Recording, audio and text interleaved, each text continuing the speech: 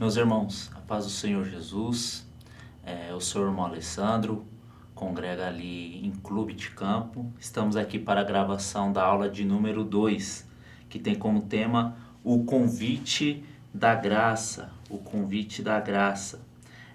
Estamos no segundo trimestre e estamos estudando o livro do profeta Isaías, que tem como tema o evangelista do Antigo Testamento. E quando nós falamos de evangelista, significa que o evangelista ele comunica a mensagem do evangelho, e a mensagem do evangelho é que nós somos salvos pela graça mediante a fé no sacrifício do nosso Senhor e Salvador Jesus Cristo.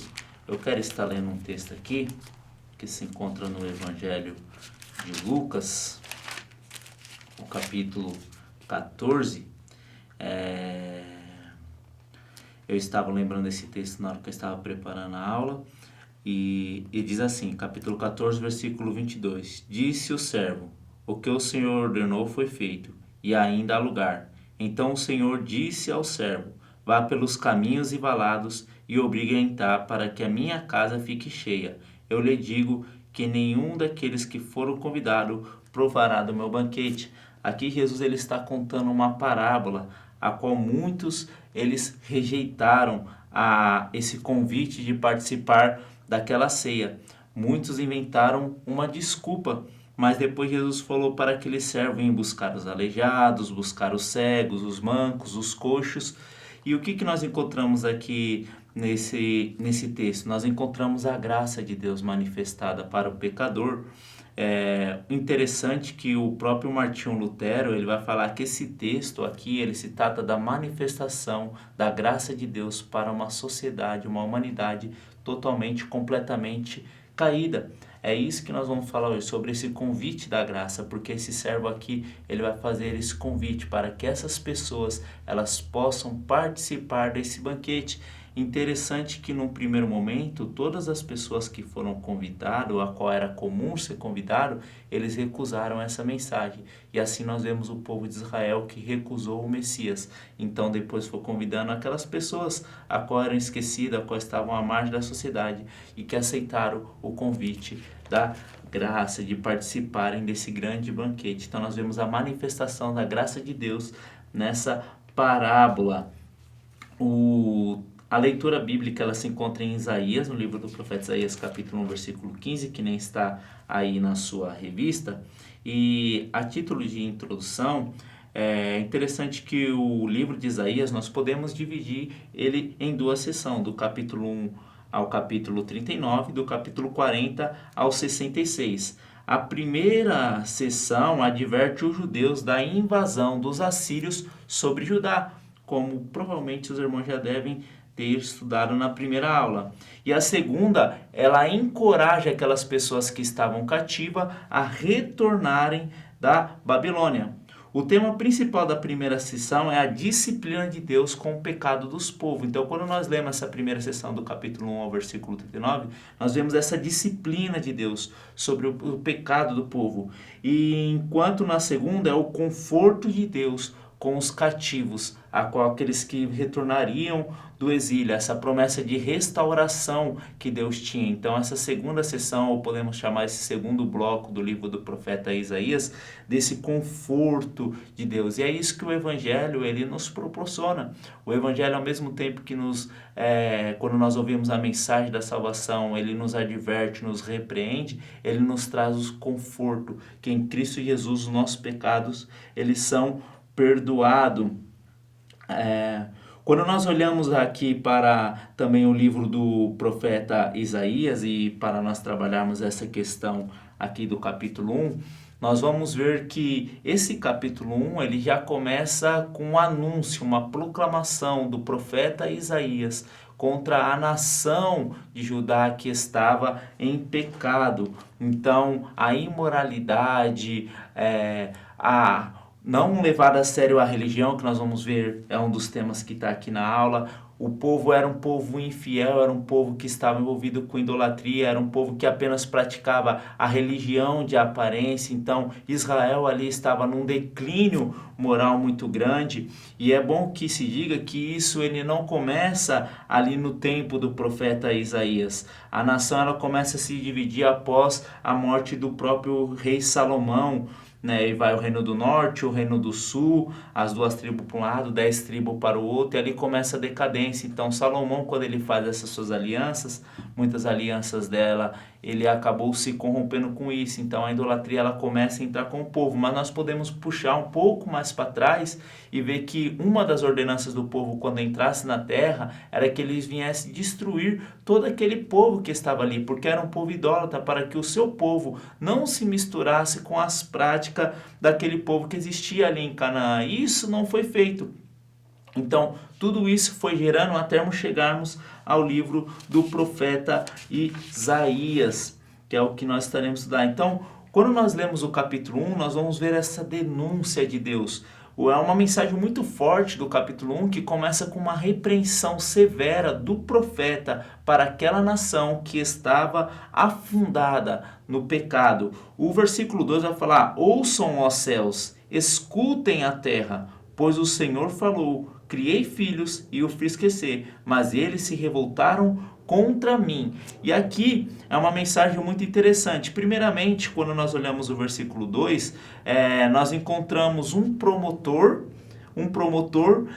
chamando as suas testemunhas para que escutem as acusações. Então, o versículo 2 nós podemos nomear dessa seguinte forma: um promotor chamando as suas testemunhas para que escutem as suas acusações.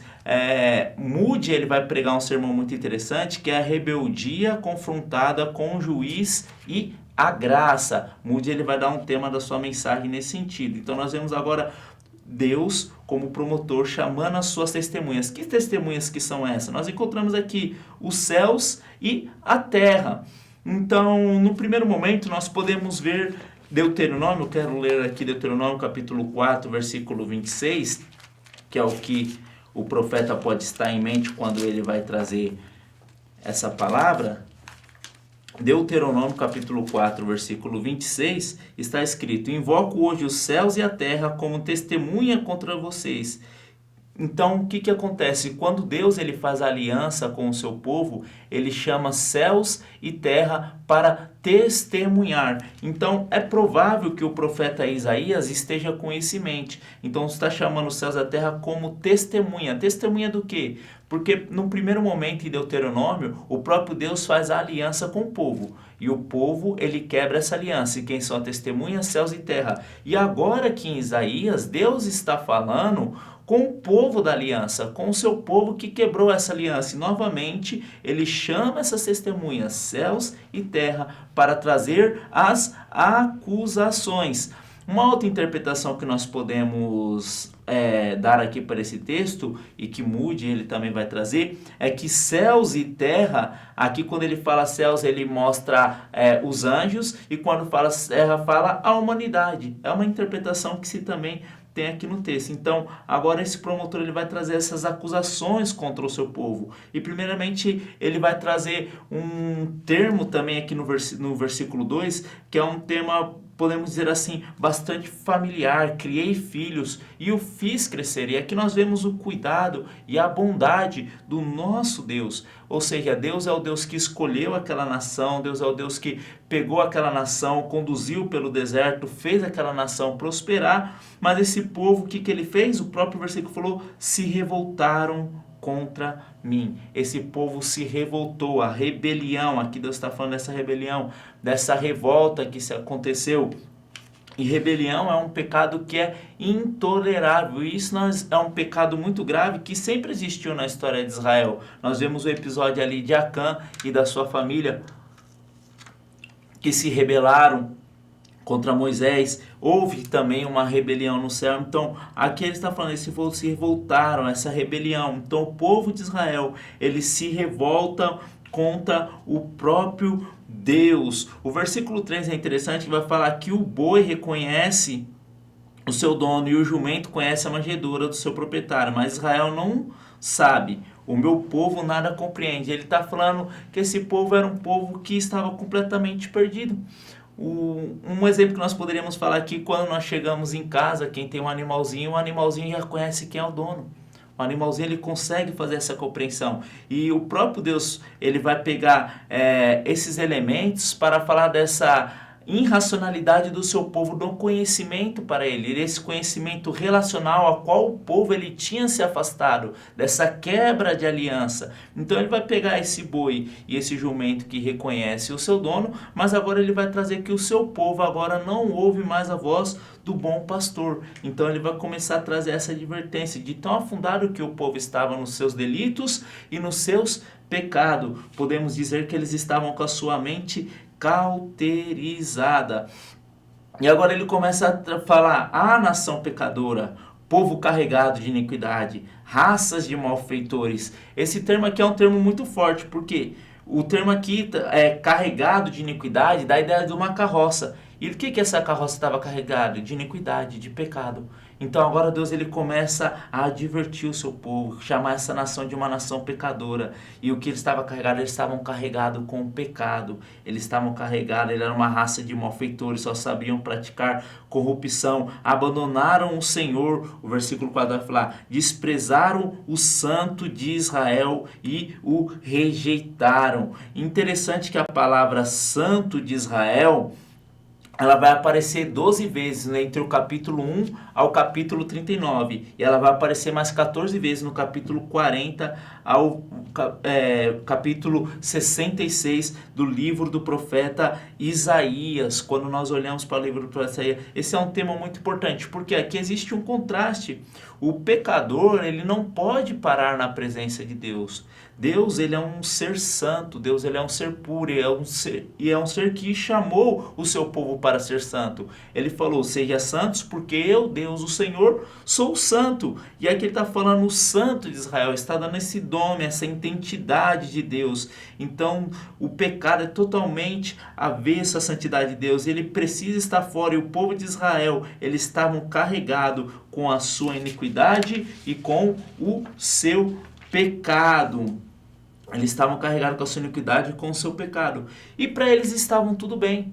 Quando nós olhamos aqui para a lição, nós vamos ver que era um povo que estava em pecado, era um povo que andava em infidelidade contra Deus, era um povo que estava em rebelião contra Deus, era um povo que Deus ele tinha um zelo, mas e o tratava como os filhos, mas eram filhos rebeldes, eram filhos da perdição, eram filhos dados à corrupção, que nem nós encontramos aqui no versículo 4, mas era um povo que vivia apenas uma religião de formalismo.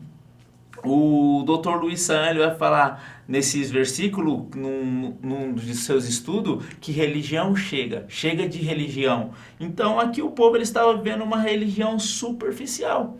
Aqui ele estava vendo apenas um formalismo religioso. E hoje muitas vezes nós vemos isso, essa mensagem não está tão distante, ela está no nosso dia.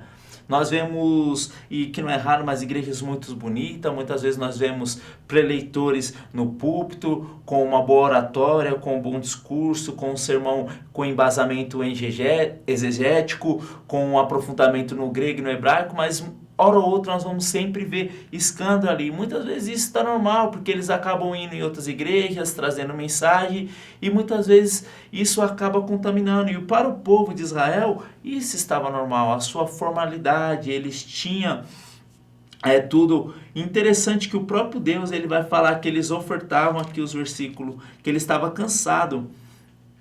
Ele estava cansado de oferta, versículo 11. Para que me oferecem tantos sacrifícios, pergunta o Senhor? Para mim chega de holocaustos e de carneiros, de gorduras de novilho gordo. Não tenho prazer no sangue dos novilhos, de cordeiros e de bode. Quando vocês vêm à minha presença, quem lhe pediu que pusesse os pés nos meus átrios? Aqui nós vemos a insatisfação de Deus com a religião, com as práticas religiosas. Perceba que esse povo, eles traziam os holocaustos, esse povo, eles faziam, mas o próprio Deus não estava se importando contra isso. É interessante, quando nós olhamos para esse texto, que nós precisamos entender que a nossa performance, a nossa formalidade diante de Deus, muito válida. Isso precisa trazer uma avaliação para a nossa vida, de que forma nós estamos na presença de Deus. Quando nós olhamos aqui para esse texto, nós encontramos um paralelo com a religião do Antigo Oriente, com essa própria religião que o povo de Israel havia se misturado. Aqui nós encontramos um sincretismo, um pensamento sincrético do povo de Israel para com o Deus de Israel. Por quê? No Antigo Oriente, algumas religiões eles tinham a ideia do quê? De que os deuses eles se alimentavam das comidas. E fazendo isso, eles podiam fazer a sua petição. E quando nós olhamos para o povo de Israel, nós vamos ver que quando eles ofertavam, eles faziam a sua petição, que era uma forma de intercessão. Só que isso não estava, primeiramente, dentro do povo de Israel. Só que com essa mistura com os povos vizinhos, esse povo que estava fundado no pecado, esse povo que estava com a sua mente cauterizada, esse povo que Deus estava advertindo, ele estava tendo esse mesmo pensamento dessas religiões, que se eles ofertassem a Deus, dessa forma suas práticas agradaria a Deus. E Deus falou, essas suas práticas não agradam a mim. Porque Deus ele está interessado com o ofertante e não com a oferta. E isso está desde o princípio, nós encontramos em Gênesis capítulo 4, o versículo 4 e o versículo 5. É interessante quando nós lemos aqui, está escrito, Abel por sua vez trouxe as partes gordas das primeiras crias do seu rebanho. O Senhor aceitou com agrado Abel e a sua oferta, mas não aceitou Caim a sua oferta. Interessante que o texto não está falando que o Senhor acertou a oferta de Abel. Está falando que Deus se agradou de Abel e da sua oferta. Deus se agradou do ofertante para depois da oferta. Mas de Caim, que era o ofertante ali, e da sua oferta, Deus não se agradou. Então nós precisamos sempre fazer uma autoanálise na vida de como está a nossa vida, de como nós estamos vivendo o Evangelho, de como estamos levando a nossa vida com Deus. Será apenas uma vida de performance? Porque hoje nós vivemos num mundo onde que as redes sociais ela nos dá um modelo, e muitas vezes isso dá um modelo da religião. Muitas boas performances, pessoas com devocionais muito bom, mas que não têm essa vida com Deus. Então, antes de tudo, nós precisamos entender que Deus, ele se agrada do ofertante. Deus se agrada do ofertante. Deus, ele se agradou de Abel. Por que Deus se agradou de Abel? Porque Abel, ele é justo. Nós vamos ver que Abel, ele está na galeria dos heróis da fé. E o que é fé? Fé não é simplesmente nós queremos que coisas sobrenaturais aconteçam. Quando nós falamos de fé, nós estamos falando de obediência. Quando nós estamos falando de fé, nós estamos falando de submissão. Quando nós estamos falando de fé, nós estamos falando de completamente dependência de Deus e andar nos seus caminhos. E é por isso que a Bíblia fala que o testemunho de Abel, ele clama. E quando nós olhamos para Caim, não, o seu coração estava completamente, porque a Bíblia vai falar em Tiago que Caim, ele era do maligno. Ou seja, então o seu coração estava aí, o próprio Deus, ele repreende Caim, fala que o pecado estava à porta, mas que ele precisava lutar contra aquilo. Então, antes de nós termos uma boa performance, antes de nós termos uma boa oratória, antes de nós queremos nos apresentarmos perante o povo, nós precisamos cuidar para que o pecado ele não venha dominar o nosso coração. Interessante que quando nós lemos o livro de Gênesis, nós vamos ver que o próprio Deus ele amaldiçoa a terra. E o que Caim traz? Caim, ele traz uma oferta tirada da terra. Não que era uma proibição, porque o povo de Israel ofertou isso, mas perceba que o coração do Caim estava tão inclinado na maldade que ele trouxe aquilo que ele sabia que o Senhor Deus ele tinha amaldiçoado. Então, quando nós olhamos para aqui, nós vemos uma condenação de Deus com a hipocrisia do seu povo. Deus, ele condena esse povo que era um povo hipócrita. Era um povo que estava vivendo uma religião de aparência. Era um povo que estava fazendo ali as suas práticas que estavam dentro da lei, indo até o templo. Mas o próprio Deus fala, quem foi que pediu para que vocês colocassem os pés nos meus átrios? Deus não estava tolerando mais o pecado daquele povo. Então, quando nós olhamos para aqui, nós precisamos entender sobre a formalidade. Devemos tomar com a formalidade, com o formalismo religioso sobre as nossas vidas. Quando nós olhamos para Apocalipse, nós vamos ver que a primeira igreja que sofre uma repreensão era a igreja de Éfeso. E a igreja de Éfeso, ela vivia essa religião de uma forma monótona. Eles viviam de uma forma mecânica, eles viviam de uma forma automática. Perceba que o próprio Jesus, ele vai falar que eles colocavam à prova os apóstolos, que diziam apóstolos não são, que eles faziam a obra de Deus, mas eles não tinham o primeiro amor. Então, muitas vezes nós acabamos nos perdendo. Então nós precisamos achar o ponto que perdemos para assim voltarmos. Então precisamos tomar cuidado. Quais são as práticas que nós estamos fazendo? Quando nós falamos de práticas religiosas no bom sentido, significa que aquilo que a Bíblia nos ensina, o que é coerente com a palavra de Deus, amor, perdão, santificação, isso são verdadeiras práticas religiosas. É claro que essa palavra muitas vezes é distorcida, mas quando nós devemos falar sim, nós devemos falar, não, nós fazemos práticas religiosas, mas no bom sentido, porque antes de tudo o nosso coração está inclinado, está completamente na dependência de Deus, estamos vivendo uma vida de santificação e que em nós não achará uma repreensão e que nós não estamos vivendo uma religião de superfície. É por isso que hoje o cristianismo ele cai tanto no descrédito, porque nós não vivemos muitas vezes aquilo que pregamos, nós vivemos muitas vezes aquilo que a Bíblia está.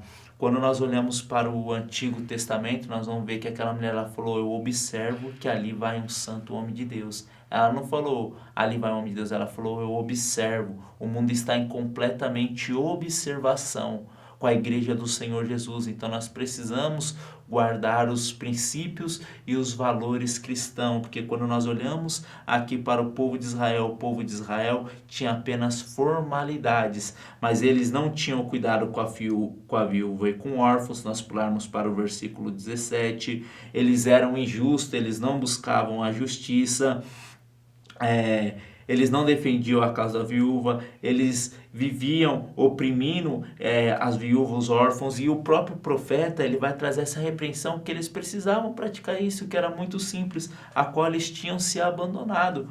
Então nós precisamos olhar para esse texto com temor no nosso coração e entender que nós somos sal e luz, mas se nós perdemos o nosso sabor, para nada mais vamos prestar a não ser pisados pelo homem. Então o que nós encontramos aqui no ponto 2 da nossa lição? Um formalismo religioso.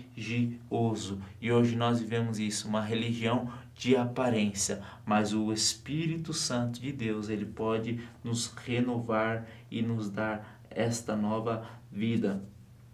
O ponto 3 da nossa lição, ele vai falar sobre o julgamento e a redenção de Jerusalém. E aqui é o interessante, é o poder do Evangelho. Uma vez eu ouvi um pregador falando, achei até um pouco ousado, e entendi o que ele falou, que o Evangelho ele tem o poder de te levar, acho que foi uma frase que ele citou de Agostinho, e levar do céu ao inferno ao mesmo tempo, do inferno ao céu ao mesmo tempo, ou seja, porque você se constrange, você entende que é um miserável pecador quando você escuta a mensagem do Evangelho, você entende que você merece o julgamento de Deus, que você merece o inferno porque você é um pecador, mas ao mesmo tempo que você entende tudo isso, o Espírito Santo te convence do pecado, da justiça e do juízo, e assim nós somos justificados por Cristo Jesus. Então, ele tem o poder de tirar do inferno e te levar para o céu. É esse o poder do Evangelho. E quando nós encontramos aqui o profeta Isaías, nós vamos ver que Isaías ele vai fazer esse chamado ao arrependimento. Primeiramente, ele começa trazendo essa mensagem dura, o próprio Deus começa chamando as suas testemunhas, o próprio Deus começa falando, destacando o pecado do seu povo, que era um povo rebelde, era um povo que tinha se afastado. Depois nós vamos ver que ele se compara de tão pecado que estava como Sodoma e Gomorra, porque aqui ele vai fazer esse chamado para o arrependimento. E como que começa a nossa fé? A nossa fé começa com arrependimento. Nós vamos ver aqui no Antigo Testamento que os profetas, a mensagem dos profetas era arrependimento. Eles chamavam o povo para o arrependimento. Nós vamos ver que João Batista, que é o último dos profetas ali no sentido do Antigo Testamento, a mensagem dele, a primeira mensagem dele foi arrependei-vos, porque chegaram até vós o reino dos céus. Jesus que vem depois de João Batista, o que ele vai falar? Arrependa-se. arrependa-se. E se você vai ver a pregação dos apóstolos, era arrependa-se. Perceba que o Pedro, quando Pedro vai pregar, quando nós lemos lá Atos, a primeira pregação era arrependimento. Então, o que é esse arrependimento? Nós somos chamados para mudar.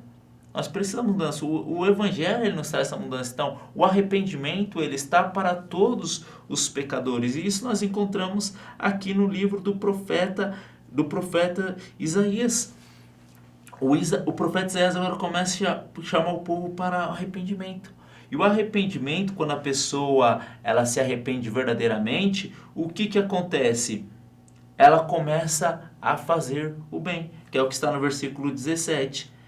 Aprenda a fazer o bem, que é o que coloca, aprenda a fazer o bem. Interessante que a Bíblia coloca uma exclamação, é aquilo que o João Batista vai falar, produzir frutos dignos de arrependimento. Quando há arrependimento sincero, há sinais na vida daquele que se arrependeu. Então o profeta agora traz esse povo, traz essa mensagem para que o povo venha se arrepender. João Batista fala isso. E isso nós vemos na vida daquele povo. O que eu devo fazer?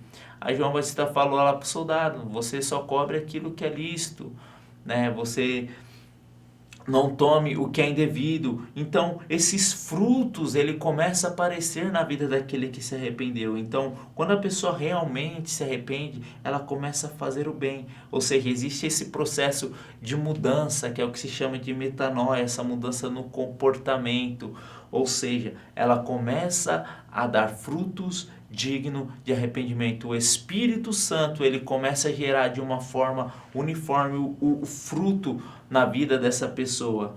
Então, o arrependimento, ele é necessário quando estamos fora do caminho. E é isso que nós vemos o profeta Isaías falando.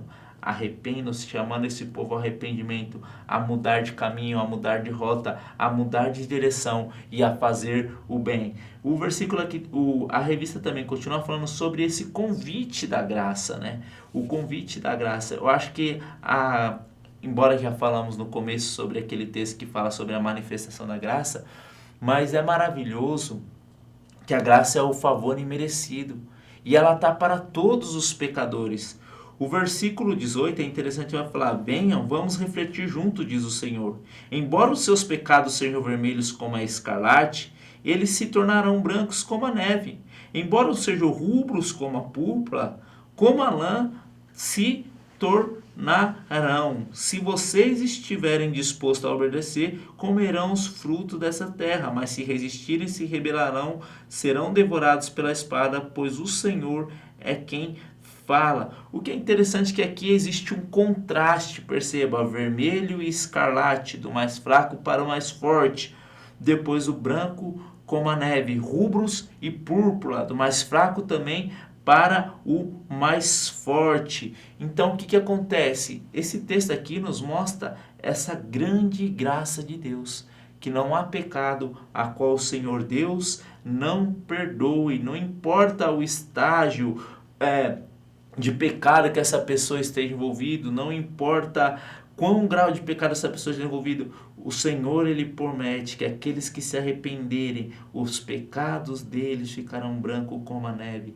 E isso é muito interessante quando nós olhamos aqui no Evangelho, porque quando nós olhamos a palavra de Deus vai falar que as nossas vestes são brancas. Isso é uma metáfora muito interessante, porque como assim purificará? Como assim ficará branca se estava vermelha, né? O sangue, quando cai na roupa, ele mancha, mas o sangue de Jesus, ele purifica. Então isso é muito interessante. Então aqui nós encontramos um pecado muito grande que o povo de Israel estava, mas o Senhor Deus, ele estava prometendo limpar. Nós encontramos isso na cruz. A manifestação da graça de Deus, ela está na cruz. Isso dá esperança para todos aqueles que estão afundados no pecado. Quando nós olhamos para a cruz, vamos ver que existia dois ladrões, um à direita e outro à esquerda. E um reconheceu Jesus Cristo. E o próprio Jesus falou, hoje estará comigo no paraíso. Isso é o que é graça? A graça é o favor merecido. A graça nos dá aquilo que merecemos. E se nós olharmos para esse texto, nós vamos falar, é injustiça. Aquele homem praticou a vida toda, e inclusive quando nós estamos evangelizando, nós encontramos muitas vezes algumas pessoas falando isso. É injustiça, às vezes a pessoa faz mal a vida toda, e no final da vida, ela confessa seus pecados, ela aceita Jesus e ela vai para o céu. Essa é a mensagem do Evangelho. E se essa pessoa que está questionando confessar Jesus, ela também irá para o céu. Isso é graça. Graça é o favor imerecido. Então o que acontece? A graça, ela nos alcança quando nós abrimos o coração para a mensagem de Deus. Isso é maravilhoso, irmãos, porque está manifestado em toda a Bíblia. Quando Adão peca, o próprio Deus, ele desce e ele faz uma restauração. O próprio Deus, ele proíbe. Aqui nós vemos a manifestação, lá em Gênesis, nós vemos a manifestação da graça de Deus, o que parece obscuro, mas ali nós vemos a manifestação da graça de Deus. Perceba que o próprio Deus, ele desce no jardim, o que ele faz? Ele coloca o homem para fora, ele coloca aqueles anjos, ele esconde o jardim, ele coloca aquela espada flamejante, ele sacrifica um animal e ele pega a roupa desse animal e coloca nesse anão. Nós vemos 5 coisas que Deus faz. O pastor Elias Soares vai falar que são 5 manifestações da graça de Deus. Por que a manifestação da graça de Deus? Porque Deus ali estava dando aquilo que Adão não merecia. Estava trabalhando no plano de redenção, porque por intermédio dele, juntamente com a sua esposa Eva, iria vir um plano para traçar a semente da mulher e viesse o nosso Senhor e Salvador Jesus Cristo. Então, a graça, ela está presente em toda a Bíblia. Então, o convite da graça, ele nos faz o quê? A qual o Senhor, ele nos chama. Venha, vamos refletir. Embora os seus pecados sejam vermelhos como a escarlate, o próprio Deus aqui está transmitindo essa mensagem para o povo que não importa o quão afundado que ele estava, o Senhor, ele queria os perdoar.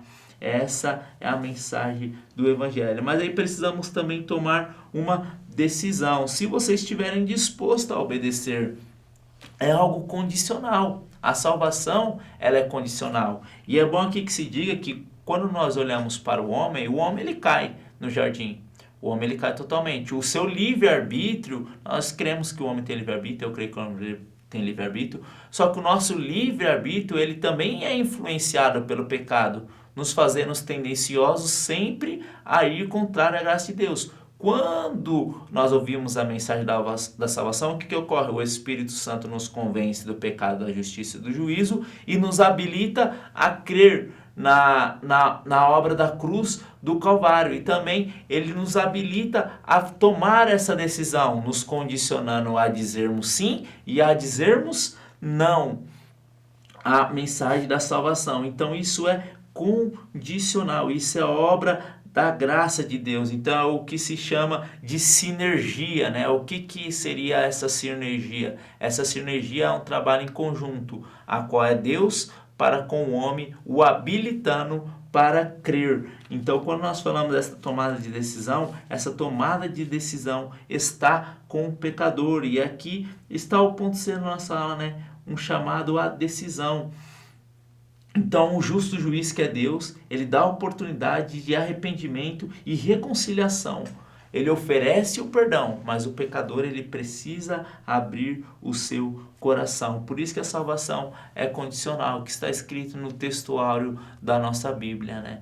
Porque Deus amou o mundo de tal maneira para que enviou o seu Filho unigênito, para que todo aquele que nele crê, ou seja, há pessoas que não vão crer. Então a salvação, ela é condicional. A salvação, ela é condicional. Então, quando nós olhamos aqui para o capítulo 1 do profeta Isaías, é claro que tem bastante assunto, mas nós já vemos o profeta entrando com uma mensagem dura para o povo. Nós já vemos o profeta trazendo uma repreensão forte para o povo que estava em pecado, mas nós vemos que no final dessa mensagem, também no final dessa aula, nós entendemos que ao mesmo tempo que o Senhor, ele vem com uma forte mensagem com o pecador, o Senhor, ele está disposto a restaurar e trazer esta reconciliação para aquele que está perdido nos seus delitos e pecado. Então, meu irmão e minha irmã, espero que esse subsídio ele possa te ajudar em alguma forma. Sempre ore para os seus alunos, sempre ore pela escola dominical, porque ela é a maior agência de formação e educação cristã de todos o tempo. Que Deus em Cristo Jesus abençoe. Até a próxima aula.